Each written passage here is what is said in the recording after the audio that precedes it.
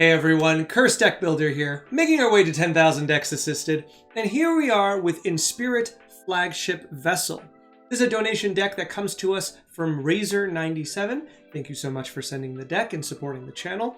And I thought today would be a really good chance, and this deck especially, to take a look at payoffs and enablers, which is a way of saying, cards that build towards your synergy and cards that capitalize on that synergy. And this is something I think everyone kind of learns how to do intrinsically as they build their own Magic decks, or they look at other people's Magic decks, where you're building towards a strategy and you want to increase the consistency and the explosiveness of the strategy. So they're like two knobs that you turn. How many enablers do you have? How many payoffs do you have? And how do they work together?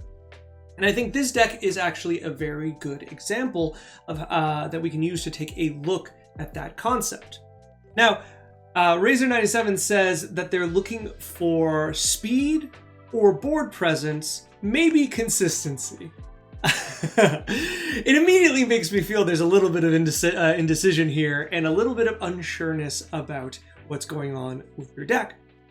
I would recommend to future viewers and future people who send in their own decks, if you find yourself being not sure of what your deck is failing at or what you need help, in, I think you should literally describe what is happening and why you don't like it.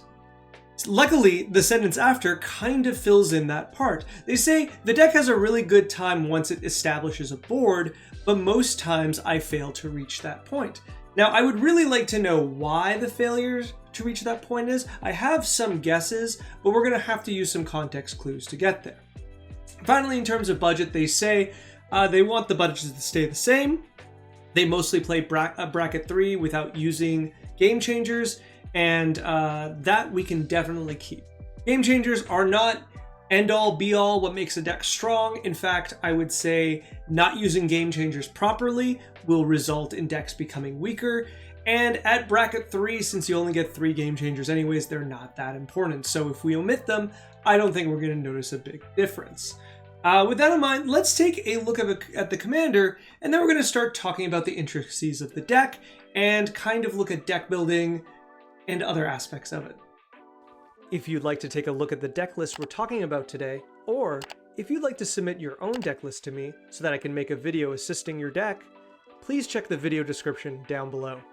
So who is, or I guess in this scenario, what is Inspirit, Flagship Vessel, and why are they our commander of our artifact proliferate deck?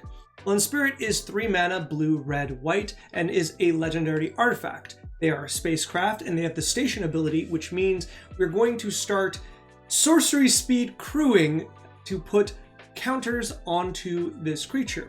Once it hits 1 counter, which should be immediately, we start unlocking their first ability, and their second ability they will gain at 8 counters, which will also make them a creature. So, the main ability of Inspirit is unlocked the second we have the first charge counter on this creature, and it says at the beginning of combat on your turn, put your choice of a +1/+1 counter or 2 charge counters on up to 1 other target artifact. Now, the second ability, which is makes into a 5/5 flyer, gives all of your other artifacts hexproof and indestructible, is neat, but I would say generally not what you are going for. 5/5, even though technically that's 5 attacks to defeat an opponent, isn't very impressive, and making this into a creature does feel like it is just making your commander more susceptible to removal. To make up for that though, that second ability, other artifacts you control have hexproof and indestructible, makes it so that your opponents will have to invest in taking out your commander first before they have access to destroying the rest of your cards, which is a pretty big perk. You can see this as very much so, a setup card. This is an enabler. The first majority of your deck or your game plan involves using that first ability over and over and getting as many charge counters primarily onto your artifacts as fast as possible. The thing is, and this is what catches me a little off guard, a lot of these spacecrafts are built in that enabler payoff method, but the 8 and higher charge counter ability isn't really a payoff. It's just kind of like an additional reward or support for having other artifacts, as opposed to like really making them better. If you weren't winning beforehand, putting this onto 8 is not going to make you win. It's just going to give you some result. Now, very temporarily, I'm going to take a moment, because it's my channel, to talk about something about deck building that I notice every now and then. And it's this wonderful website called Archidect. I don't particularly like this website, nothing to say against the people who make it, but it's mainly because the kind of decks I see before I transfer them to Moxfield. It is also very bright right now, so I apologize for the the blinding light, but a lot of the decks I receive, and this is the same deck we're looking at, come to us in this kind of form. And I'd really like to caution viewers, deck builders, anyone from, working in this method. If you can't tell from a glance, or if you're just listening, what's happened here is our deck builder has started categorizing all of their cards into, unique categories that they see in order to get a better look at how the deck works. For example, there are 11 cards in Card Advantage. There are 6 cards in Targeted Disruption. There's 1 card in Recursion, 11 cards in Ramp, and a bunch of others, including Enhance with 1 card, and Creature, which looks like it just didn't have something associated to it.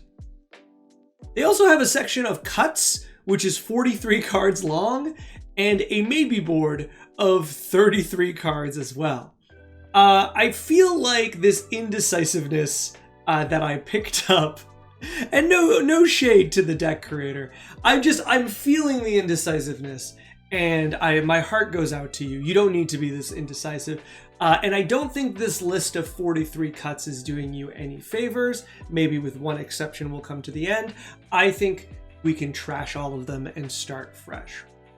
Going back to the main reason I wanted to point this out is that I get this fundamentally. I get the idea that people are building commander decks in essence by like sections. Like, you think of, I need this many draw cards, I need this many mass removal, I need this many targeted removal. I get that, but I really cannot heavily ask you not to do this. Like, I can't get any more against this, because I think fundamentally it really obfuscates the data of what you're able to look at your deck and how you can see it all at once.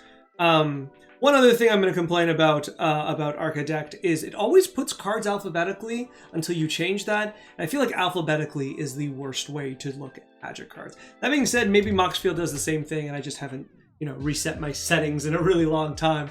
And maybe I'm wrong. If that's the case, then this is a feature that I could blame this website on too.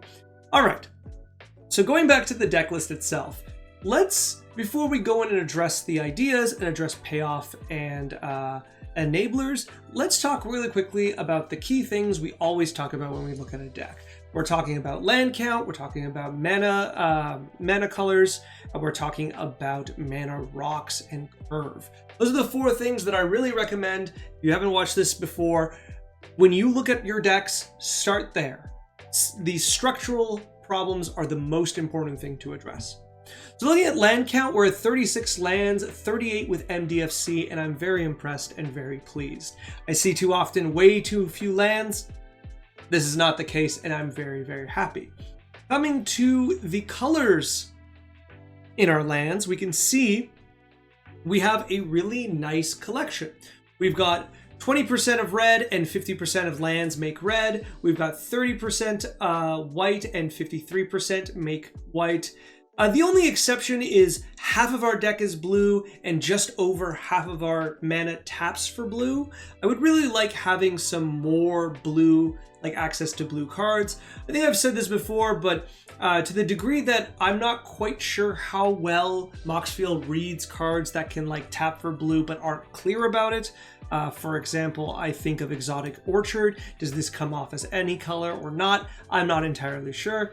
But that being said, it does make me think that if you have the opportunity, we should have more cards that tap for blue primarily and worry about that the most. I feel like Needle Verge Pathway is a really good example of this, whereas we would want one of the ones that can tap for blue instead. In fact, it would be really nice to get the white-blue and the red-blue version, as once again, half of our deck is blue.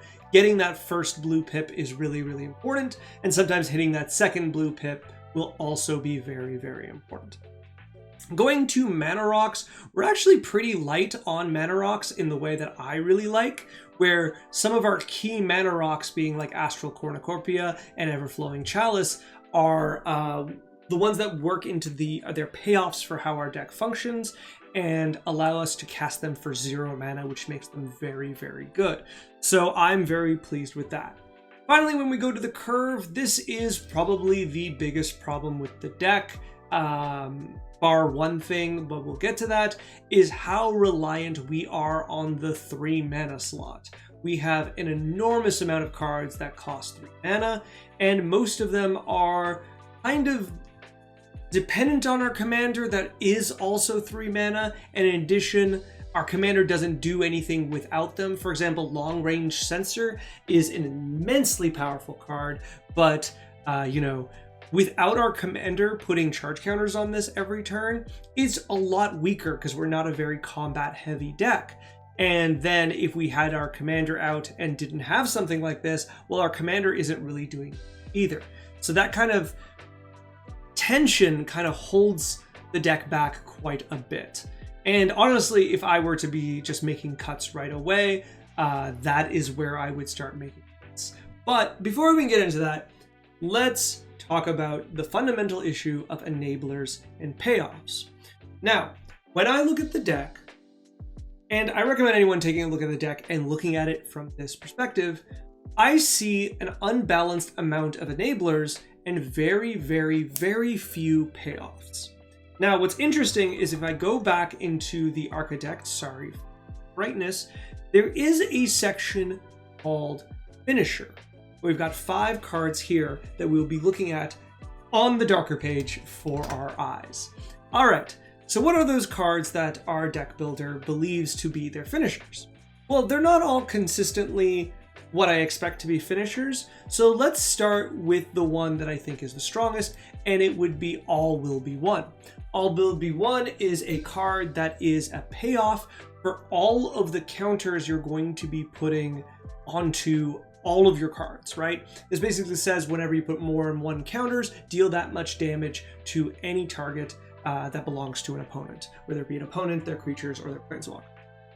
In a deck that very easily can put quite a bit of counters, proliferate quite a bit more, this is phenomenal. You could be doing, each proliferation could be doing upwards of 7 to 8 damage. That's not even including if you're playing very, very smart and not even worried about putting charge counters onto things like, your Astral Cornucopia, but instead you're just putting charge counters on your artifact lands, for example, which are much more difficult for your opponents to interact with. And all of a sudden you've got this, like, every time you proliferate, you get another free 1 or 2 points of damage that no matter what your board state is, will go through with All Will Be One. Really impressive and really cool. I would say fundamentally right now, this is the best finisher it has. However, there are other finishers that the deck creator sees as finishers. Notably, one of the first ones is Cyberdrive Awakener. Cyberdrive Awakener is the closest thing you can get to an overrun in blue artifacts. Turns all of your non-creature artifacts into 4/4 with flying. When I look at this creature, I have two questions, let's say. The first general question is, what does this have to do with the theme of the deck in proliferation means, which is the thing we do the best?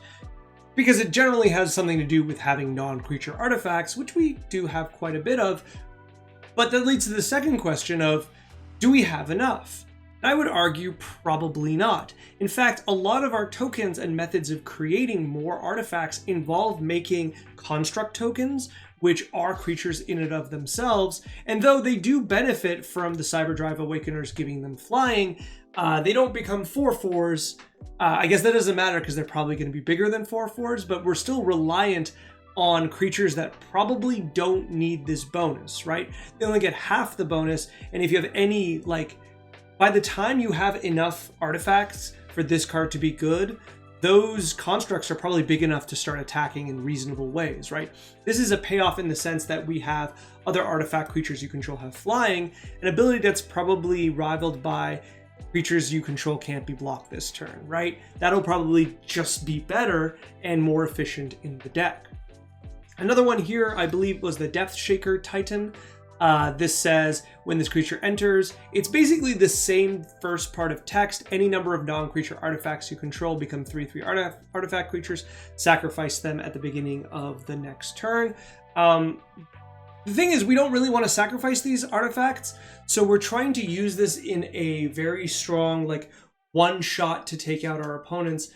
But those creatures are 6/6s because they become 3/3s, and when they attack, they get melee bonus, so they're 6/6s. And they have trample, which I do like, but I don't know if that's enough, right? Like, once again, if anything happens, you get fogged, you can't take them all out, you lose all of those artifacts, which may not be what you want. If you were to be playing, I'm going to see if this shows, it's just on my desk, Weapons Manufacturer here, maybe I would like that, or Weapons Manufacturing, my apologies. Maybe I would like it a lot more, but we're not. And so this feels like a way to kind of go all in, and if you don't win, you lose, which I don't think this deck really benefits from. There's a lot of ways it can't win even from a very strong position, so I don't think it belongs here. Finally, Akroma's Memorial is one that really sticks out to me. Actually, there's one more, sorry. Akroma's Memorial is just, like, bad, because a lot of things need to be going right for your creatures to be big enough to benefit from all these abilities. Once again, I do think these are construct tokens that we're looking at, and if they're not like 6/6s, I don't think a lot of these abilities really matter anymore. Like, if there's a bunch of 2/2s, you don't care, and most of your creatures are very weak, so you need a really powerful board with enough constructs for this to be considered worth 7 mana, which it absolutely is not. Touching on it again, the last one I missed was the Gavel of the Righteous. I'm not going to go over too much. This is just another creature card that grows. It's one of many equipment that grows that in a deck whose creatures naturally grow by a number of artifacts in the battlefield. I just really don't think this is good enough. Don't get me wrong, I understand that giving something double strike and trample is very, very good, and with the right board and the right situation, this will take out your opponents one at a time while being really susceptible to removal. I don't know. I don't see this as as good enough. It's cool that it just kind of scales in a really, really nice way. But that being said, like, it's not doing anything in a different direction. It's kind of just building towards the same win condition in a very predictable and stoppable way, right? So, coming back to what I said, we've got a deck, we've circled a bunch of finishers, and I've disagreed with quite a few of them. So what do I think? I think we have basically, I'm not going to say, honestly, I'm going to say that the Cyberdrive Awakener is a finisher, but really we're looking at something along the lines more of All Will Be One as our main finisher. Mirrodin Besiege technically is a finisher. It's a little clumsy, but it does work. And honestly, I don't even mind just like Kappa Cannoneer or even Alibu are nice finishers, but those to me are the finishers. And the deck really doesn't work with most of them, right? Fundamentally, our deck is a proliferate deck, and so we're just working towards one main victory, and everything else our opponents can kind of just deal with. Most notably, almost all of them with a board clear, right? That's kind of a problem. So we've built a deck that, excuse me, we've built a deck that has quite a few really powerful avenues of setting up a board full of artifacts to enable just a few handful of cards. Even our stronger cards such as Astral Cornucopia, Everflowing Chalice, and Long Range Sensor are all incredibly reliant on the rest of the deck. What are you ramping into? What are you discovering into? Because otherwise it doesn't matter, right? Long Range Sensor, for how strong it is, actually doesn't reliably get into any of our finishers, and the only one it does, Gavel of the Righteous, is probably the one I consider the least finisher of the finishers, right? We have some cute things here and there, some recursion, some casting off the top, but overall, we're just kind of stumbling forward in like 10 directions at once, with the main idea that, hey, once we get enough artifacts, something is going to happen. So going back to the start of this section, when I said our deck builder says that hasn't really laid out what causes them to not be able to develop to the board, we can kind of figure out the answer being, well, their opponents start dealing with their board because it kind of stops the deck, right? And you might be like, well, Cursed, isn't that like all creature-based decks playing to the board? Isn't that all like engine decks? Everything that plays to the board can be stopped by opponents who just decide to board clear or target removal or so on and so forth. And to a degree, I agree. However, this deck doesn't really have like big spells that catch them up into the game. This deck doesn't really have a method of jumping back in, rebuilding, having enough recursion. Like, our main recursion piece is Emery, who is an incredibly powerful card, but is casting one artifact per turn, right? We don't have one of those cards that drops like 6 4/4s all at once. We have Akroma's Memorial that is 7 mana and incredibly relevant, incredibly dependent on your board. We have All Will Be One. That's 5 mana and dependent on your board. Your opponents don't know what you're doing because all you're kind of revealing is that you're scary artifacts, and the only way they can deal with that is just to start shooting down artifacts, right? And they're going to take whatever they can get. Meanwhile, we're going to be out here kind of proliferating some medium-sized creatures, right? Like, yeah, it's cool to have Ether Swarm Canonist and make them into a 6/6, but like, this is the only stacks in the deck, so it's just gonna get removed, right? Likewise, we have something like Padim that gives our artifacts hexproof, and then if we have the highest mana value artifact, we draw a card. But that's not guaranteed. Our artifacts are actually not crazy amounts of mana, and that we have opponents that probably will be able to do it just as often as us. And if they're worried about the future, they're just going to remove the creature, right? There's a lot of situations where the deck, like the board we're building towards, isn't giving us advantage later in the game, and it isn't going to like recoup the cost, right?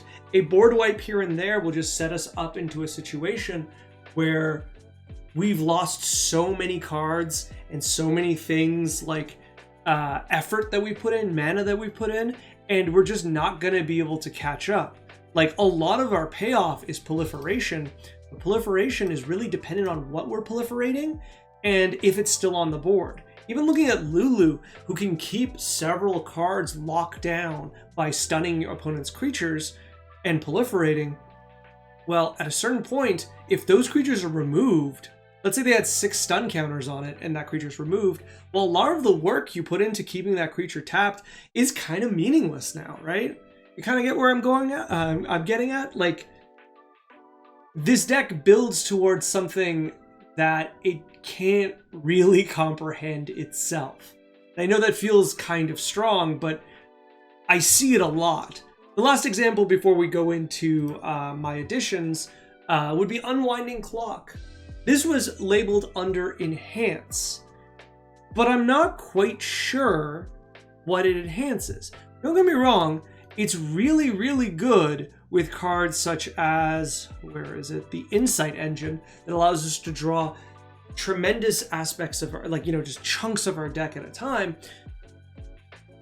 But like, Manifold Key would probably just do a better job because we're paying 4 mana to untap that and a bunch of other cards. The majority of that don't have really relevant abilities, or we don't have any or enough like mana sinks to use the mana. If we keep untapping Astral Cornucopia with 8 mana a turn, like on our opponent's turns, what are we sinking that mana into, right? Like, we need Lulu out. We need like Sai with the right cards out. We need so many very specific collections of cards that require us to be doing what we're doing, right? There's just no real clear payoff. We're not going into a very strong direction.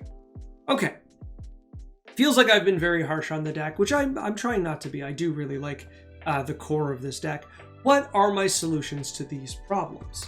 Well, let's skip ahead and look at the main solution I have, which I think is the strongest one, and it is poison counters.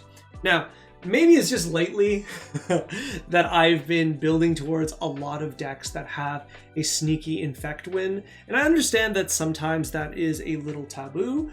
However, we are living quite a bit far away from Scars. We're living in a post-New Phyrexia world, or Phyrexia All Will Be One. I think we can just start genuinely looking at these cards as aspects that we get to use and work towards as win condition. And so these 3 cards, Prologue to Phyresis, Norn's Decree, and Virulent Silencer, are the cards that I think I'd like to add right away. Now, outside of the first one, the other 2 are 3 mana, and they are a little clunkier than the first one, but I still think we need some redundancy, especially if we're not going to be using Game Changers, or probably a lot of tutors to grab the Prologue. So, fundamentally, Prologue to Phyresis is our best one. It'll be our example. This is a card that, when played at any point in the game, will give our opponents each a poison counter. And what that poison counter does is put them on a 10 proliferation time limit, right? Now, generally, these kind of decks have a bit of a problem.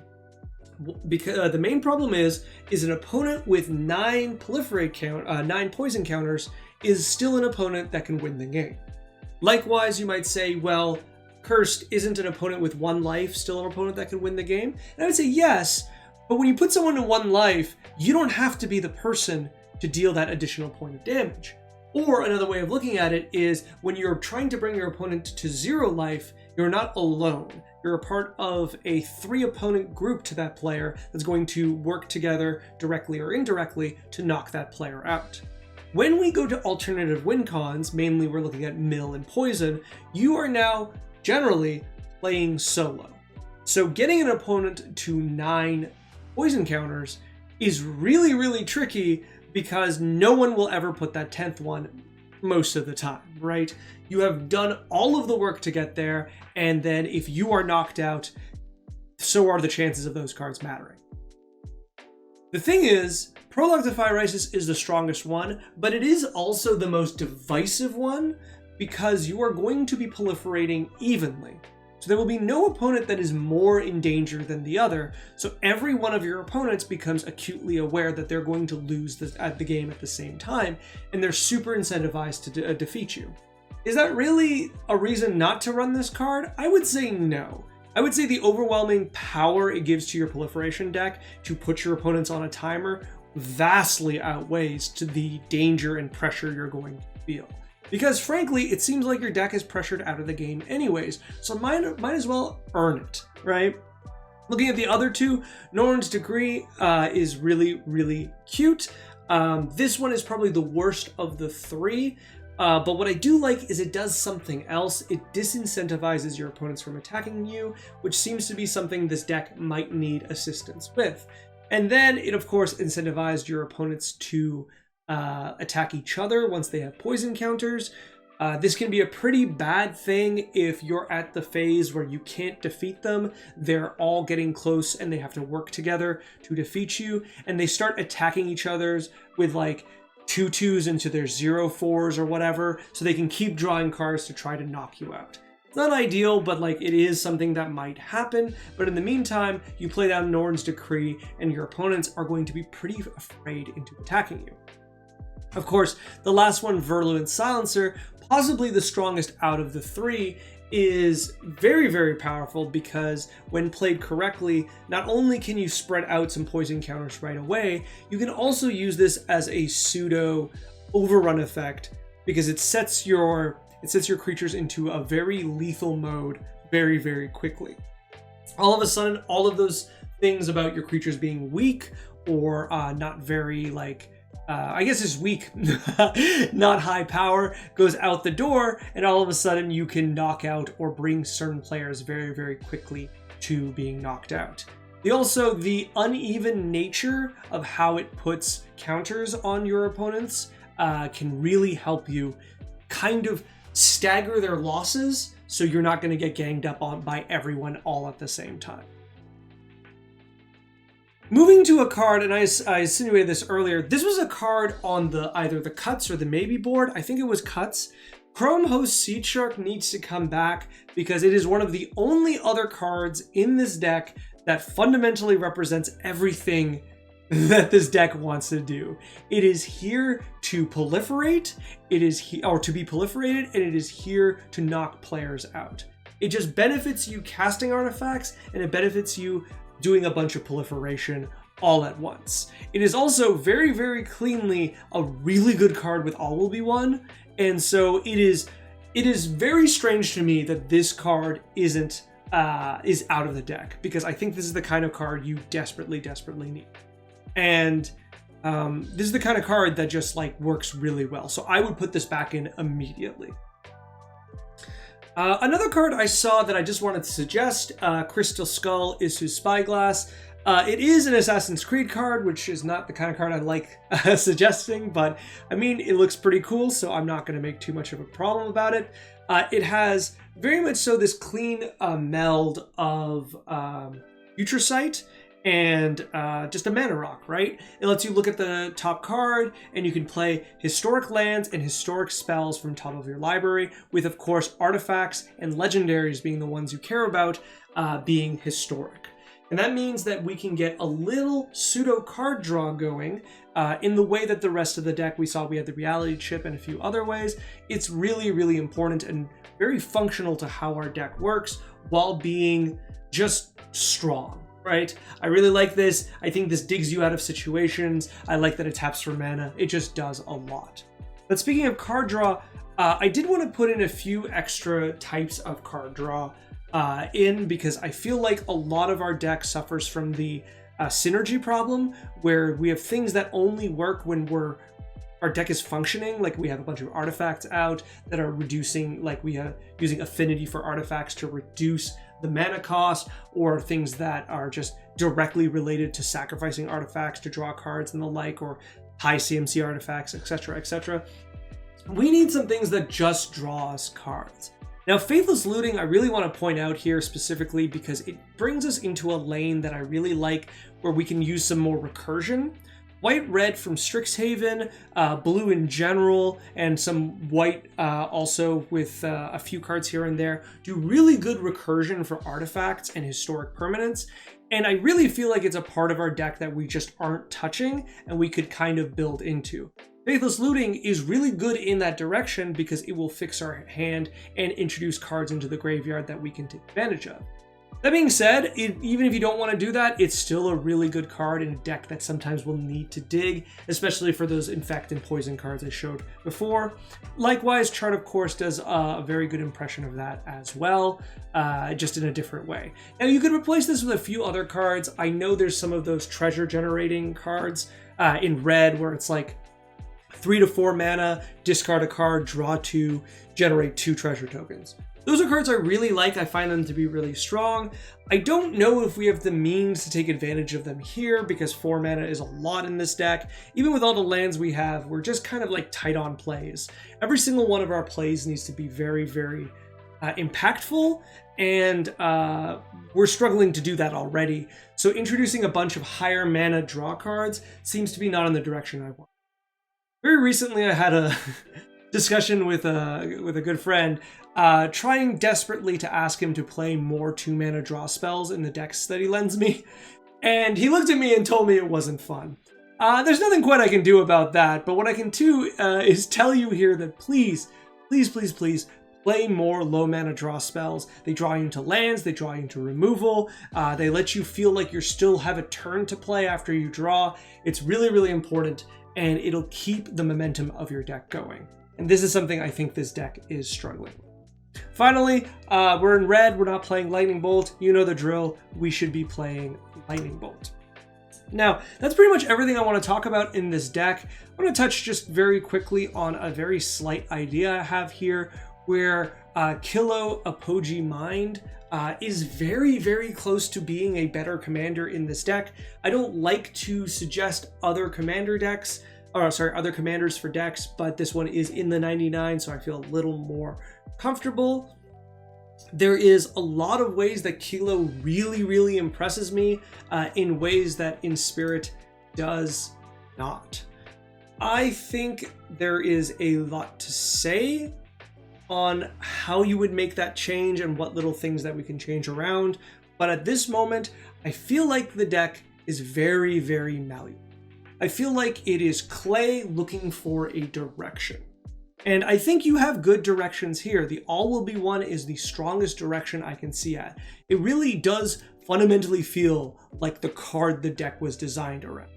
And hence why I wanted to add the Infect cards or the Poison cards, because they feel like they're going in the same direction. Otherwise, I think there's probably some other things you can do. I think we're struggling for consistency and payoffs. If you can think of payoffs that I haven't thought of, please comment below for the deck builder. And to the deck builder, if you think of more payoffs that suit your tastes more, especially if you don't like poison, I would recommend jamming them in here anytime, because the deck will very much so benefit from it. I think that's generally it. I really do like what this deck wants to do. The amount of proliferation and artifact synergies that it has is staggering, and I think it can do a very, very good bracket 3 version of that with a few changes here and there. Until we get there though, I hope these suggestions have have been helpful to you. Good luck, happy deck building. Thank you so much for watching. This video is brought to you by viewers like you and people on my Patreon. If you'd like to send me another draft of this deck, or any deck, there is a link in the video description down below. And if you'd like to make your deck one of my donation decks I work on, there's a link there too. Finally, if you'd like to like, comment, subscribe, I would be very appreciative. It helps the channel quite a bit. Thank you, and good luck in brewing and building.